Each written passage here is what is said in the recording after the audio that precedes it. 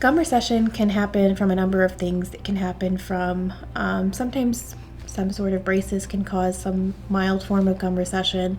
You can have gum recession from periodontal disease. When the bone is lost in the area, the gums tend to follow the pattern of the bone, and whatever direction the bone is going, the gum is going to follow. So the more bone is lost, the more gum is going to be lost over time, and that tends to expose the root structure of the tooth, which is the bottom portion of the tooth, and that is the most sensitive part of the tooth.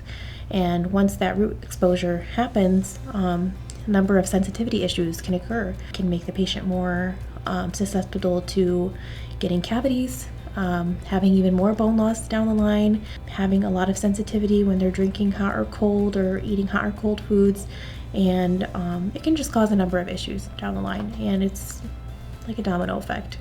One will lead to the other. So we like to make sure that when we see gum recession, especially if it's in a mild form, that we treat it early, because if we treat it early, it can stop progressing to a more severe form.